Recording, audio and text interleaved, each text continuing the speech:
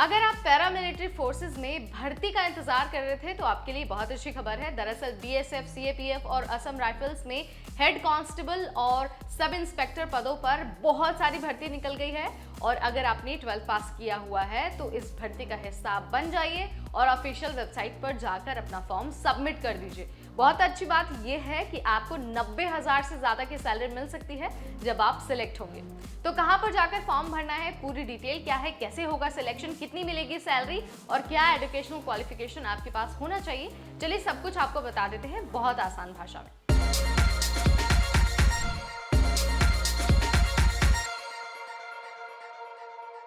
Hi everybody, मैं हूं नेहा आपके साथ और सरकारी नौकरी वाले एक और वीडियो के साथ आपके सामने हाजिर हो गई हूं। शुरुआत में ही मैंने आपको बता दिया था पैरामिलिट्री फोर्सेस यानी कि बीएसएफ, सीएपीएफ, असम राइफल्स, इन सब में असिस्टेंट सब इंस्पेक्टर यानी कि एएसआई और हेड कांस्टेबल के 1500 के करीब पदों पर भर्ती निकल गई है। अगर आपको फॉर्म भरना है तो जो बीएसएफ की रिक्रूटमेंट वाली वेबसाइट है ना, rectt.bsf.gov.in, यहाँ पर आपको जाना होगा और जाकर अपना एप्लीकेशन फॉर्म सबमिट कर देना होगा। देखिए आपके पास 8 जुलाई तक का टाइम है, उसके बाद आपको मौका नहीं मिलेगा, तो फटाक से वेबसाइट पर जाइए और जाकर अपना फॉर्म भर दीजिए।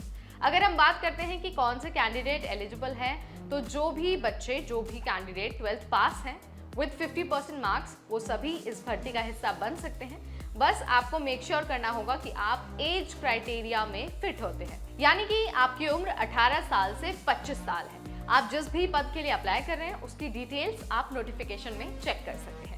सो ये बात तो हो गई कि भाई आपके पास कौन सी क्वालिफिकेशन का होना जरूरी है और आपकी एज लिमिट क्या होनी चाहिए। अब आपको ये बता देते हैं कि आपका सिलेक्शन होगा कैसे। देखिए सिलेक्शन होगा एक कंप्यूटर बेस्ड टेस्ट के माध्यम से, उसके बाद फिजिकल, उसके बाद मेडिकल और उसके बाद होगा डॉक्यूमेंट वेरिफिकेशन। यानी कि जब आप एक लिखित परीक्षा देंगे, उसमें पास हो जाते हैं तो आपको फिजिकल के लिए बुलाया जाएगा, उसके बाद बुलाया जाएगा मेडिकल के लिए और फाइनली देखा जाएगा कि आपके जितने भी डॉक्यूमेंट्स हैं वो सब ठीक है या फिर नहीं है।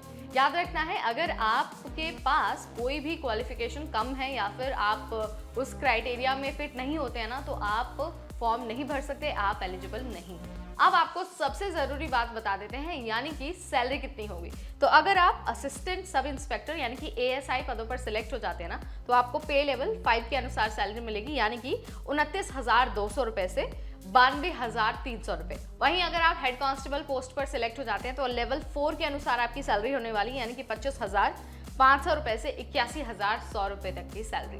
याद रखना है, ये जो हमने आपको सैलरी बताई है ना, ये सिर्फ बेसिक सैलरी है। इसके अलावा जो भी पर्क्स, अलाउंसेस, बेनिफिट्स मिलते हैं एक सरकारी कर्मचारी को, यानी कि टीए, डीए, एचआरए और जो दूसरी सुविधाएं मिलती है, मेडिकल, ट्रैवल अलाउंस, वो सब चीज़ें भी आपको मिलेंगी, यानी कि पूरी सुविधाएं आपको मिलने वाली हैं और आप इस भर्ती का हिस्सा बन सकते हैं 8 जुलाई से पहले। 12th पास हैं आप तो फटाफट वेबसाइट पर जाकर अपना फॉर्म भर दीजिए, दोबारा आपको मौका नहीं मिलेगा। एक और अच्छी बात यह है कि अगर आप जनरल कैटेगरी के कैंडिडेट हैं तो फॉर्म भरते वक्त आपको 100 ही रुपये देने हैं। वहीं जो दूसरे रिजर्व कैटेगरी के कैंडिडेट है जैसे कि SC, ST, PWD या फिर जो विमेन कैंडिडेट है ना, उनको कोई फीस नहीं देनी है। उनको सिर्फ और सिर्फ अपनी डिटेल्स अपलोड करनी है, फॉर्म भरना है और उसे सबमिट कर देना है। तो ये वैकेंसी आपको कैसी लगी, आप इसके लिए कितने एक्साइटेड हैं, let me know in the comment section. अगर ऐसी जानकारी और हासिल करनी है ना, जाननी है कि कहाँ पर सरकारी नौकरी निकली है, तो आज ही जाने से पहले हमारा चैनल सब्सक्राइब कर दीजिए और बेल आइकॉन को भी प्रेस कर दीजिए ताकि जैसे ही कोई अपडेट आए ना तो सबसे पहले इन्फॉर्मेशन आप तक पहुंच जाए। Till then, this is me Neha Upadhyay signing of.